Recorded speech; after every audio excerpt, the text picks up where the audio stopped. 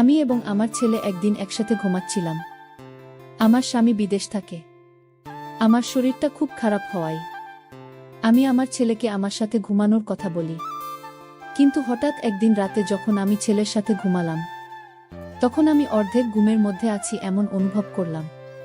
কেউ আমার সাথে বাজে কিছু করার চেষ্টা করছে। ঠিক সেই মুহূর্তে আমার ঘুম ভেঙে যায়। আর ঘুম ভেঙে আমি দেখলাম আমার ছেলে পাগলের মতো কি যেন করতে চাইছে। আর তা দেখে তো আমার মাথায় আগুন ধরে গেল। বন্ধুরা, আমার ছেলে কি করেছিল সেদিন রাতে যা দেখে আমার পুরো মাথায় নষ্ট হয়ে গিয়েছিল। জানতে হলে পুরো গল্পটি শুনতে হবে। তাহলে চলুন বন্ধুরা, গল্পটি শুরু করি। গল্পটি শুরু করার আগে বন্ধুরা, তোমাদের নিকট আমার বিশেষ অনুরোধ, দয়া করে তোমরা আমার চ্যানেলটি সাবস্ক্রাইব করে আমাকে সাপোর্ট করবা। আমি পূর্ণিমা। আমি দেখতে খুবই সুন্দরী, লাবণ্যময়ী। আমার বয়স 34 বছর। আমি ঢাকায় বনশ্রীতে থাকি। আমার এক ছেলে এক মেয়ে। মেয়ের বয়স 12 আর ছেলের বয়স 16। আমার বিয়ে হয়েছে এক প্রবাসী স্বামীর কাছে। বিয়ের কিছুদিন পর আমার স্বামী বিদেশে প্রবাসে চলে যায়। তারপর থেকে আমাকে অনেক কষ্ট করতে হয়েছে। একটি ছোট্ট ছেলেকে নিয়ে আমার খুব কষ্টে দিন কাটছিল। দেখতে দেখতে আমার ছেলে এবং মেয়ে উভয়ই বড় হয়ে গেল। বর্তমানে আমার ছেলের বয়স 16 আর মেয়ের বয়স 12। দুই ছেলে মেয়ে নিয়ে খুব সুখের সংসার আমার। তারা দুজনেই পড়ালেখায় ব্যস্ত। কিন্তু মনের মধ্যে একটাই কষ্ট আমার। বিয়ের পরে প্রায় বেশিরভাগ দিনেই আমি স্বামী ছাড়া থাকতে হয়েছে। বলতে পারেন আমি খুব একটা বেশি স্বামীর আদর পাই নাই। কারণ সে বিদেশ থেকে মাঝে মধ্যে ছুটিতে আসতো আর অল্প কিছুদিন থেকে চলে যেত। তারপর আবার 5 বছর পর 3 থেকে 4 মাসের ছুটি নিয়ে আসতো। তারপর আবার চলে যেত। তাতে আমার কিছু হতো না। মনের কষ্ট মনেরই রয়ে যেত। বরং আরো আগুন জ্বালাইয়া তুইয়ে চলে যাইত। তারপর কিছু দিন শুধু কালিচট করতাম। এইভাবেই চলতো আমার জীবন। তাই বলছি বন্ধুরা, স্বামীর আদর আমার জীবনে খুব কমই পাইতাম। কিন্তু আমার কি ভাগ্য বন্ধুরা, সেই স্বামীর আদর, সোহাগ, মায়া, মমতা সব দিয়ে ভরিয়ে দিয়েছিল আমার ছেলে অনিল। আমি কখনো কল্পনাই করতে পারি নাই যে আমার ছেলে অনিল আমাকে এত সুখ দিবে। বন্ধুরা, আমার ছেলে অনিল, সে ক্লাস এসএসসিতে পড়তেছে। দেখতে খুব সুন্দর শান্তর। আমার মতোই হয়েছে। আমার ছেলেও হ্যান্ডসাম, অনেক স্মার্ট। যে কোনো মেয়ে দেখলেই আমার ছেলের প্রেমে পড়ে যায়। আমি আমার ছেলের প্রতি অনেক যত্ন নিতাম। মানে অনেক ভালোবাসতাম আমার ছেলেকে। সবসময় আমার ছেলের সাথে আমি ফ্রি থাকার চেষ্টা করতাম। আমার ছেলের সাথে আমি বন্ধুর মতো সব সময় আচরণ করতাম। বন্ধুরা, একদিন রাতের ঘটনা। আমার ছেলে ওয়াশরুমে গিয়েছিল। ওয়াশরুম থেকে বের হতে একটু দেরি হচ্ছিল। হঠাৎ করে আমার ছেলের মোবাইলে একটি মেসেজ চলে আসলো। মেসেজটি দেখে আমি খুব হিমশিম খেয়ে গেলাম। মেসেজটা খুব বিশ্রী ভাষায় লেখা ছিল। তবে বন্ধুরা, এইটুকু বুঝতে পারছি যে মেয়েটি আমার ছেলেকে মেসেজটা দিয়েছে, সে নিশ্চয় আমার ছেলের খুব পরিচিত এবং সে আর আমার ছেলের মধ্যে নিশ্চয় খারাপ কোনো সম্পর্ক আছে। প্রকৃতপক্ষে মেসেজটি দেখে আমার মন খারাপ হয়ে গেল। মেসেজটি দেখে আমি মনে মনে ভাবলাম, কে এই মেয়ে? তাহলে কি আমার ছেলে এই মেয়ের সাথে সম্পর্কে জড়িয়ে গেল? আমার ছেলে কি তাহলে নষ্ট হয়ে গেল? যদি তাদের মধ্যে এরকম ধরনের সম্পর্ক নাই থাকে, তাহলে কেনই বা এই মেয়েটি এরকম বিশ্রী মেসেজ দিবে? মেসেজটি দেখে আমার মনটা খারাপ হয়ে গেল। মনে মনে ভাবলাম, তাহলে আমার ছেলেকে কি আমি জিজ্ঞেস করব মেয়েটিকে? কিছুক্ষণ ভেবে তারপর ভাবলাম, যদি আমি আমার ছেলেকে জিজ্ঞেস করি, তাহলে সে হয়তো কষ্ট পাবে না। আমাকে বিকল্প চিন্তা ভাবনা করতে হবে। যেভাবেই হোক এই মেয়ের কাছ থেকে আমার ছেলেকে বাঁচাতে হবে। তা না হলে আমার ছেলের পড়ালেখা সহ আমার ছেলের ভবিষ্যৎ একেবারেই শেষ। পরের দিন আমার ছেলে স্কুলে যাবে। ছেলের পেছন পেছন আমিও গেলাম। কিন্তু আমার ছেলেকে বুঝতে দিলাম না যে আমি তাকে ফলো করছি। স্কুলে যাওয়ার কথা বলে আমার ছেলে দেখলাম স্কুলে না গিয়ে সে অন্যদিকে যাচ্ছে। আমি ওর পিছন পিছন ছুটলাম। কিছুক্ষণ যাওয়ার পর দেখলাম একটা মেয়ে আমার ছেলের জন্য দাঁড়িয়ে রয়েছে। আমার ছেলেও তার কাছে চলে গেল এবং তারা সেখান থেকে অন্য কোনো এক জায়গা চলে যাচ্ছে। আমি তাদের পিছন পিছন গেলাম। যাওয়ার পর দেখলাম তারা এমন এক জায়গায় গেল যেখানে মানুষ সচরাচর যায় না। একেবারে নির্জন জায়গা। খুব কম মানুষই সেখানে যায়। আমার আর বুঝতে বাকি রইল না। আমার ছেলে নষ্ট পথে চলে যাচ্ছে, যে পথ মোটেও তার ভবিষ্যতের জন্য ভালো না। তারপরেও তারা সেই নির্জন জায়গায় কি করে, তা জানার জন্য এবং তা নিজের চোখে দেখার জন্য চুপি চুপি সেখানে গেলাম। আমি দেখতে পেলাম তারা জঙ্গলে একটি খুঁড়ে ঘরের ভিতরে প্রবেশ করছে, তাও আবার ভাঙ্গা। মনে হচ্ছে অনেক দিনের পুরনো। চোখের পলকেই তারা দুজন সেখানে ঢুকে গেল। আমিও চুপি চুপি তাদের পিছনে গেলাম। ভাবলাম আজকে তাদেরকে হাতে নাতে ধরবা। তারা ঘরে প্রবেশ করার পর আমি চুপি চুপি করে সেই ঘরের জানালার পাশে গেলাম। তারপর আমি সেই খুঁড়ে ঘরের জানালার পাশ দিকে একটু উকি দিলাম। জানালা দিয়ে উকি দিতেই যা দেখলাম তাকে আমার দু চোখ মুজে গেল। অনেক কষ্ট করে তাকালাম। দেখলাম আমার ছেলে এবং সেই মেয়েটার কি রোমান্টিক দৃশ্য। মনে হচ্ছে তারা যেন নতুন কোনো দুনিয়ায় হারিয়ে গেছে। তারপরেও আমি কিছুক্ষণ তাদের দৃশ্য দেখলাম। সেই সাথে আমার চোখ চলে গেল আমার ছেলেই সেই ইন্টারেস্টিং জায়গায়। আমার ছেলেরটা দেখে তো আমি পুরাই অবাক। ছেলেরটা এত নাদচ নুদুচ হলো কি করে? দৃশ্যটা দেখার পর ভাবলাম, এখন আমি আমার ছেলে আর এই মেয়েটাকে হাতে নাতে ধরব। কিন্তু আমার মনের মধ্যে বাধা পড়ে যায় যে এই মুহূর্তে যদি আমি তাদের ধরতে যাই তাহলে দুর্ঘটনা পড়ে যেতে পারি। দৃষ্টি কিছুক্ষণ দেখার পর আমি তাদেরকে সেখানে কিছু না বলে বাসায় চলে আসলাম। তবে দৃশ্যটি দেখার পর বারবার তাদের সুন্দর দৃশ্য চোখের মধ্যে ভাসতেছে। আমি খুব চিন্তায় পড়ে গেলাম। মনে মনে ভাবতে লাগলাম কি করা যায়। আর এইসব যদি তার বাবা শোনে তাহলে আমার সাথে অনেক ঝগড়া করবে, রাগারাগি করবে এবং কি আমাকে মারধরও করতে পারে। ছেলেকে এইসব কারাপি থেকে রক্ষা করার দায়িত্ব আমার। ছেলের এইসব দেখে মনে মনে সিদ্ধান্ত নিলাম, আজকে ছেলে বাসায় ফিরলে একটা ব্যবস্থা করব।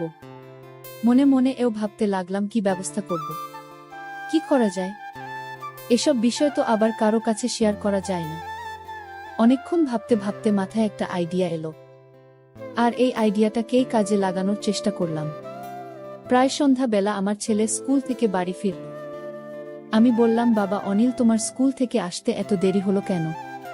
অনিল বলল, মা স্কুল শেষে প্রাইভেট পড়ছিলাম তাই আমার আসতে একটু দেরি হয়ে গেল। ছেলের এমন গোছানো মিথ্যা কথা শুনে আমি অবাক হয়ে গেলাম। আমি তো বুঝতেই পারছি সে কোথায় থেকে বাড়িতে ফিরল, কিন্তু আমি তাকে বুঝতে দিলাম না। আমি ভাবলাম, যদি আমি তাকে কিছু বলি তাহলে হয়তো এতে হিতের বিপরীত হয়ে যেতে পারে। তাকে আমার কৌশলে বসে আনতে হবে। সেদিন থেকেই আমার ছেলের সাথে প্রেমের অভিনয় শুরু করি, যাতে কোনো মেয়ে আমার ছেলেকে নষ্ট না করতে পারে এবং আমার ছেলেকে আকৃষ্ট না করতে পারে। সেজন্যই আমার এই চিন্তা ভাবনা। কিন্তু এই চিন্তা ভাবনা যে এত গভীরে চলে যাবে তা কখনো কল্পনাও করতে পারিনি। সেই দিন রাতে আমি আমার ছেলেকে বললাম, বাবা অনিল, তোমার মুখ এমন দেখাচ্ছে কেন? অনিল বলল, না মা, কিছু না। তারপর আমি বললাম, অনিল, আজকে তোমার সাথে আমি একটু গল্প করব। অনিল বলল, মা কিসের গল্প? আমি বললাম, অনিল, তোমার সাথে আমার অনেক কথা আছে। চলো আজকে আমরা আগে একটু গল্প করি, তারপর কথা বলি। আর সেই সাথে আমি নিজেকে একটু অন্যরকম ভাবে উপস্থাপন করলাম, যাতে সে আমাকে দেখে আকৃষ্ট হয়। আমি তার সাথে ওপেন ভাবে চলার চেষ্টা করলাম। তারপর অনিল দেখছি মাঝে মাঝে আমার দিকে তাকাচ্ছে, আর কি যেন ভাবছে। তারপর তার সাথে আমি অনেকক্ষণ গল্প করলাম। গল্পের করতে এক সময় আমি অনিলকে বললাম, বাবা আমার গা খুব ব্যথা করছে, একটা মেসেজ করে দাও। আমার কথা শুনে অনিল আমার দিকে হা করে চেয়ে রইল। অনেকক্ষণ ছেলের সেবা পেয়ে আমার ঘুম ঘুম ভাব পেল। তারপর আমি অনিলকে বললাম, বাবা অনিল, আজকে আমার খুব খারাপ লাগতেছে। তুই আজকে আমার এখানে থাকবে? কেন জানি আমি আমার ভয় ভয় লাগতেছে। অনিল বলল, আচ্ছা ঠিক আছে মা। তারপর আমি আর আমার ছেলে অনিল একসাথে ঘুমিয়ে পড়লাম। রাত যখন গভীর হলো তখন আমি বুঝতে পারলাম কেউ যেন আমার সাথে চুপি চুপি অন্যরকম কিছু করার চেষ্টা করছে। অনেক দিন পর কারো এমন অবস্থা অনুভব করতে পেরে আমার ঘুম ভেঙে গেল। আমি বুঝতে পারলাম নিশ্চয় আমার ছেলে অনিল, কারণ আমার রুমে তো অনিল ছাড়া আর কেউ নাই। তারপরেও আমি ঘুমের ভান ধরে পড়ে রইলাম, বুঝতে দিলাম না আমার ছেলে অনিলকে। মনে মনে ভাবলাম দেখি অনিল আমার সাথে কি করে। কিছুক্ষণ পর অনিল ভাবল, হয়তো আমি ঘুমিয়ে পড়েছি। সে তার ইচ্ছামতো বিভিন্নভাবে আমার সাথে বিভিন্ন রকম অদ্ভুত আচরণ করা শুরু করল। আমি ভাবলাম মনে হয় আমার ছেলে পাগল হয়ে গেছে। আর তা না হলে সে আমার সাথে এরকম অদ্ভুত আচরণ করবে কেন? তারপরও আমি নীরব থাকলাম। যখন সে খুব বেশি পাগলামি করতেছে, তখন আমার ঘুম ভেঙে যায়। আমি সজাগ হয়ে বললাম, অনিল তুমি কোথায়? কি করছো? সে আমার সজাগ হওয়া দেখে বোকা হয়ে গেল। আমি বললাম, অনিল সমস্যা নাই, তোমার যা ইচ্ছা তা করো। কিন্তু বাবা, আমার একটা শর্ত আছে, তোমাকে আমার ওই শর্তটা মানতে হবে। তখন অনিল বলল, মা কি শর্ত শুনি। তখন আমি বললাম, অনিল আজকে আমি দেখলাম তোমাকে, তুমি একটা মেয়ের সাথে একটা জায়গায় গেছো। যেখানে তুমি গিয়েছিলে সেই জায়গাটা ভালো না। তবে তোমাকে কথা দিতে হবে, তুমি আর কোনোদিন সেই জায়গায় যাবে না। এর বিনিময়ে তুমি আমার কাছে যা চাইবে তাই পাবে। বাচ্চা ছেলেদের মতো আমার সাথে মাথা নাড়াতে নাড়াতে বলল, আচ্ছা ঠিক আছে মা, আমি আর কোনোদিন সেখানে যাব না। তারপর আমি বললাম, অনিল আমি বুঝতে পেরেছি, তুমি বড় হয়েছ, তোমারও চাহিদা আছে। যদিও আমরা তোমাকে এখন বিবাহ করাতে পারবো না। যতদিন আমরা তোমাকে না বিবাহ করাবো ততদিন তুমি আমার মাধ্যমে তোমার কাজ চালিয়ে যাবে। সব কথার এক কথা হচ্ছে, এক কথায় তোমাকে ওই রাস্তা থেকে ফিরে আসতে হবে। তখন অনিল বলল, আচ্ছা ঠিক আছে মা। তারপর আমি আমার ছেলেকে বললাম, অনিল তুমি তোমার কাজ শুরু করো। মাত্র 16 বছর বয়সের ছেলে, তারপরও গায়ে প্রচুর শক্তি। আমার 16 বছরের ছেলের কাজ করার এত কৌশল দেখে আমার মাথা ঘুরে গেল। মনে হলো যেন আমি জীবনের সমস্ত সুখ খুঁজে পেয়েছি। কি বলবো বন্ধুরা, আমার ছেলের এই ব্যাপারে এত কৌশল জানে তার আমার কল্পনার বাইরে। মনে মনে ভাবলাম, ছেলে তো দেখি তার বাপের চাইতে আরো 10 গুণ বেশি পাওয়ারফুল। কি বলবো বন্ধুরা, সেদিন মনে হয়েছিল আমি নতুন কোনো সুখের ভুগ্নে হারিয়ে গিয়েছিলাম। সে এরকম কৌশলেই ব্যবহার করেছিল, তা আমি আগে কখনো কল্পনাও করতে পারি না। তার একদিনের কাজের ফলে প্রায় 1 সপ্তাহ পর্যন্ত আমি খারাপ অবস্থায় ছিলাম। তারপর প্রতিদিনই আমার ছেলে অনিল এবং আমার এক অন্যরকম মাস্তি হতো, যে মাস্তির রহস্য আজও পর্যন্ত কেউ জানে না। কিন্তু সত্যিকার অর্থেই আমার ছেলের ভালোবাসা পেয়ে আমি যে এতদিনের ক্ষুধার্ত ছিলাম, আমার যে অপূর্ণতা ছিল, সব আমার ছেলে পূরণ করে দিয়েছিল। বন্ধুরা, মনের টান এবং চাহিদা অনেক সময় জাত পাত কুল কিছু মানে। সে শুধু তখন উষ্ণ চোয়া, যা পেলে সে তখন হয়ে যায় চিরশান্ত। পরিশেষে বন্ধুরা, আমি তোমাদেরকে বলবো, এই কাজটি করাতে আমার 2টি উপকার হলো। এক হলো আমি আমার অতৃপ্ত ভালোবাসাকে তৃপ্ত দিতে পেরেছিলাম। 2 হলো আমার ছেলেকে খারাপ রাস্তা থেকে ফিরিয়ে আনতে পেরেছিলাম। যাই হোক, এখন আমার ছেলেই আমার সব, আমার সুখ, আমার শান্তি, আমার দুনিয়া, আমার বেঁচে থাকার অবলম্বন। বন্ধুরা, আজকে এই পর্যন্তই। গল্পটি তোমাদের কেমন লাগলো তোমরা অবশ্যই কমেন্ট করে জানাবা। আমি আবার আসব তোমাদের মধ্যে নতুন কোনো মজাদার গল্প নিয়ে। বন্ধুরা, ভিডিওটি যদি ভালো লাগে তাহলে একটি লাইক দিন। আর তোমরা যদি এইরকম ধরনের ইন্টারেস্টিং ভিডিও পেতে চাও, তাহলে দয়া করে আমার চ্যানেলটি সাবস্ক্রাইব করো। পরিশেষে তোমাদের সকলের সুস্বাস্থ্য কামনা করি। জন্য তোমাদের সকলকে অসংখ্য ধন্যবাদ। তখন সিয়াম বলল, আমার জন্য তুমি শুধু শুধু জেগে থাকবে কেন? কাল থেকে আমি পড়ার ঘরটাই ঘুমাবো, আর নানা নানিকে যখন খাবার দাও তখন আমাকেও ডাক দিও, ওই সময় আমিও খেয়ে নেব।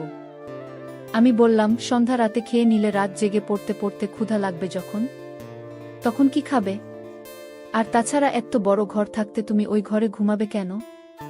আমি কি কখনো বলেছি তোমার জন্য আমার সমস্যা হচ্ছে? তুমি কি বাহিরের কেউ? তুমি তো আমাদের নিজেদের মানুষ, তোমার জন্য এইটুকু করতে পারবো না? সিয়াম বলল, ঠিক আছে মামি, অনেক রাত হয়েছে, এবার ঘুমাও, এই ব্যাপারে সকালে তোমার সাথে আলাপ করব। এটা বলেই সিয়াম সোজা তার বিছায় গিয়ে শুয়ে পড়ল। আর আমিও আমার রুমে চলে আসলাম। তবে আর যাই হোক, আজ প্রথম সিয়াম আমার সাথে এত কথা বলেছে, কিন্তু একবারও আমার চোখের দিকে তাকায়নি। এখন সকাল 8টা, সিয়াম এখনো ঘুম থেকে ওঠেনি। কাল অনেক রাতে ঘুমিয়েছে, তাই একটু বেশি ঘুমাচ্ছে। এমনিতে প্রতিদিন সকাল 6টার সময় ঘুম থেকে উঠে উঠোনে হাঁটাহাঁটি করে। সিয়ামকে কখনো সকালে পড়তে দেখিনি। সিয়ামকে ডাক দিতে হবে কারণ 10টায় ক্লাস আছে। তাই সিয়ামকে ডাক দিলাম। সিয়াম, সিয়াম ওঠো, 8টা বাজে, কলেজে যাবে না?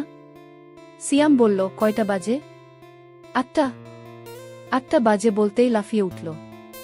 তারপর গোসল করতে গেল। মিনিট 10 মধ্যে গোসল শেষ করে নাস্তা খেয়ে সোজা কলেজে চলে গেল। এরপর ঠিক 2টার সময় কলেজের ক্লাস শেষ করে বাসায় ফিরল। মাঝে মধ্যে অবশ্য 12টা-1টার দিকেও চলে আসে। পড়ার ঘরে বই খাতা রেখে গোসলখানায় হাত মুখ ধৌত করতে গেল। এদিকে আমি খাবার নিয়ে বসে আছি। সিয়াম ঘরে আসলো। তারপর আমার দুজনে একসাথে দুপুরের খাবার খেলাম। খাবার খাওয়ার সময় কোনো কথা হলো না। শুধু জিজ্ঞেস করেছিলাম কলেজে ঠিকমতো ক্লাস হয় কিনা। বাচ্চা ছেলের মতো মাথা নেড়ে শুধু বলেছিল হ্যাঁ, শুধু এইটুকুই। খাবার খেয়ে সিয়াম তার পড়ার ঘরে গিয়ে শুয়ে রইল। সিয়াম অবশ্য দিনের বেলা ওই ঘরটায় ঘুমায়। সন্ধ্যা হয়ে গেল। সিয়াম ঘুম থেকে উঠছে না। আমি পড়ার ঘরটায় গিয়ে সিয়ামকে ডাক দিলাম। আমার ডাক শুনে ঘুম থেকে উঠে বিছানায় বসল। আমার দিকে তাকিয়ে বলল, কি হয়েছে? ডাকছো কেন মামি? আমি বললাম, না কিছু না। সন্ধ্যা হয়ে গেল, তুমি এখনো ঘুমাচ্ছ, পড়তে বসবে না? সিয়াম বলল, সন্ধ্যা হয়ে গেছে নাকি? দেখি কয়টা বাজে। সিয়াম পড়ার টেবিলে রাখা তার হাত ঘড়িটায় টাইম দেখে গোসলখানায় হাত মুখ ধৌত করার জন্য চলে গেল। আমি তার পড়ার ঘরটাই বসে রইলাম। হাত মুখ ধৌত করে সিয়াম পড়ার ঘরে আসলো।